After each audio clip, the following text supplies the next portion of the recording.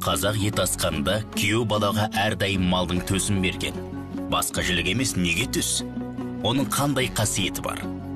Қазақта зәрем зәр түбіне кетті деген тұрақты тіркес бар. Мұндағы зәр түбі қуғасты безі. Оның қабынуы простатит ауруына алып келеді. Ал ол өмірге бала келе алмай жүрген жас отбасының басты проблемаларының бірі. Десе де ертеде ата-бабамыз бұл мәселенің де шешімін білген сияқты. Қазақтың неге күйеу балаға төс тартатынын түрлі әдебиеттен іздеп зерттеген журналист Нұрлыбек Саматұлы былай дейді. Қысқасы, еркектің еркектігі осы пәлекетке көп тәуелді. Еркек атаулының құдекеңе осынсы үшін өкпелейтіндей де реті бар. Бірақ амалғанша, құдекеңнің аты құдекең ғой. Оған өкпелеуге болмайды. Сол безді жаратқанына да шүкір дейсің. Ал жаратпаса ше. Сондықтан Құдай берген байлықты пәленет, түгенет демей, жүйрік баптағандай баптап, көздің қарашығындай сақтап, аялап ұстаған жөн. Осыны қазіргі көберке ескере бермейді. Күндердің бір қырсық күнінде өлген кесірткедей қимылсыз қалғанда қап деп санын бірақ соғады. Бірақ біздің ата-бабаларымыз қуғасты безінің қадірін ежелден ақ ескерген, бабын білген. Қауым болып еркектің осы жерінің сау болуын, жарақты жүйріктей шабыстан жаңылмауын тілеген. Сау болу үшін сан жыл тірнектеп тәжірибе жинақтаған.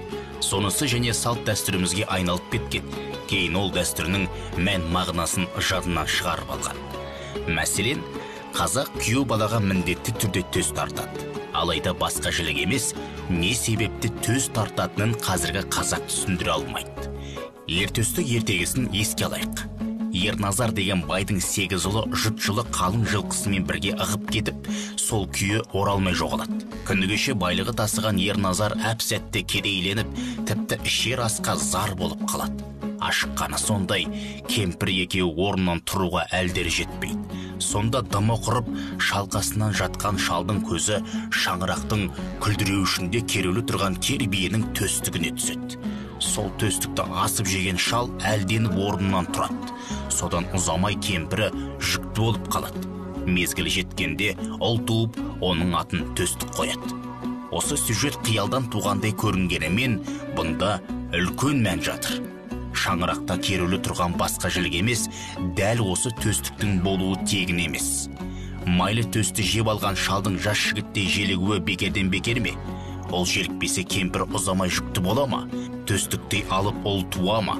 Демек, бүкіл қабырғаның түйіскен жері майлы төс етінде қуық асты безіне қуат беретін нәрлі заттектің болғаны. Осыны бұрынғы ата-бабаларымыз білген.